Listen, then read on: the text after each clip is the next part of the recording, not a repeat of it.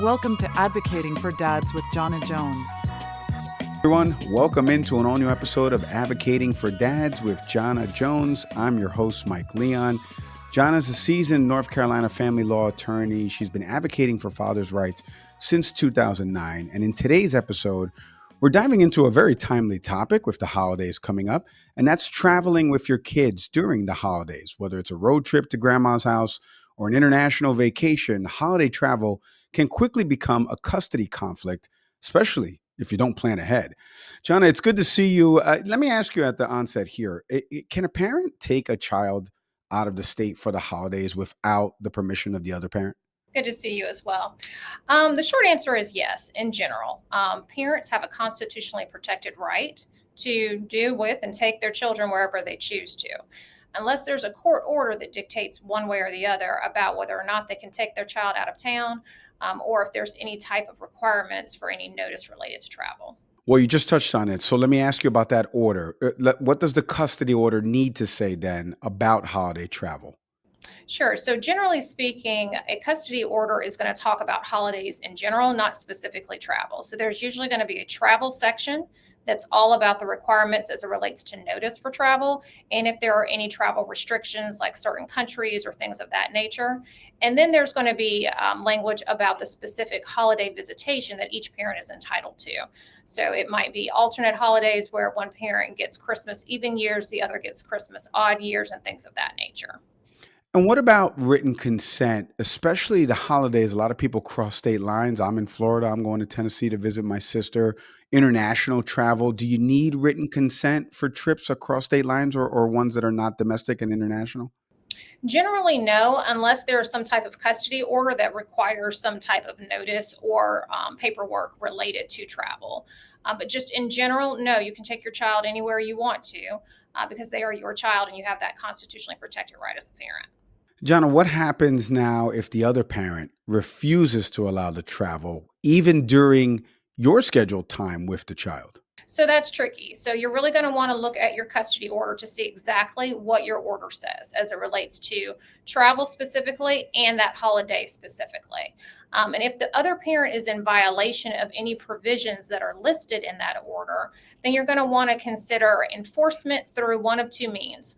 One is getting law enforcement involved to help effectuate your ability to utilize your order to have the travel that you're entitled to.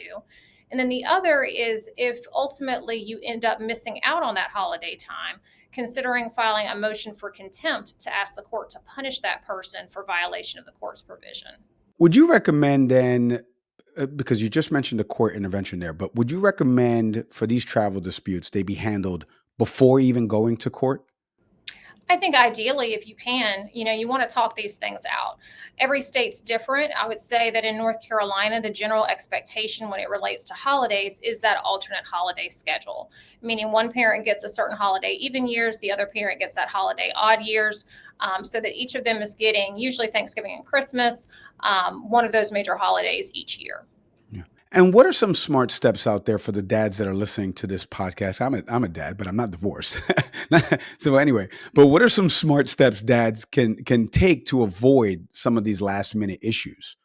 Sure. So I'd say be proactive. If you're planning on traveling for the holiday and you'd like to take your child or children with you, and you and the mother of the child are not in a relationship anymore, have a conversation as early as you can about what your plans are to see, are we on the same page? Is there going to be a conflict?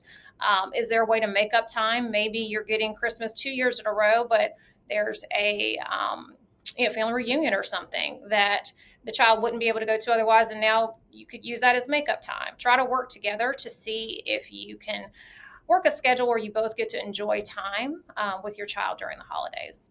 Jana, what about some of these apps I've heard about, the co-parenting apps? Like should travel plans be submitted in one of these apps or in writing? Like how would you suggest for that? Yeah, I think it really depends on the relationship between the parents. If you have a relatively amicable relationship, then I would suggest put it in some type of writing, just so that nobody gets misunderstanding about what was communicated. So a text message or an email is sufficient. In a high conflict situation, I highly recommend parenting apps because they keep everything in one place as opposed to your general text messages or emails. You're communicating everything related to your child in the app. You can upload doctor's appointments and, insurance information, all kinds of things. And additionally, when it comes to court, if you do have to go down that road, the information that you'll have in a parenting app will make a much better exhibit than trying to do screenshots or remember emails that might be from years and years ago. Jana, as we wrap on this episode, for people that are listening to this right now, how far in advance should notice, or would you recommend they give notice for the holiday travel, especially if they want to travel with their kids? I would say at a minimum, long enough, especially if you're traveling either internationally or you're going to be flying, enough time to be able to buy the plane ticket without having to pay sky high prices. So 6 weeks, 8 weeks at a minimum, so that you've got enough time to be able to plan. If you know that, with your family in particular, everybody's getting together this year for Christmas and you know that in June, go ahead and let the other parent know so that you can go ahead and plan accordingly. Jana, thank you for the time and insights on today's topic. We truly appreciate it. Absolutely. Thanks so much. And thank you to everyone out there for listening to this episode of Advocating for Dads. Look, if you're facing a holiday travel dispute or you want to update your custody order before the winter break, do me a favor, visit lawofficeofjkj.com right now to connect with Jana and the team over there. Be sure to subscribe, leave a review and comment, or share this episode with a dad who needs to hear it. As always, I'm Mike Leon. We'll see everybody next time. Thanks for watching. If you like this video, don't forget to hit that like button and subscribe to our channel for more amazing videos like this one.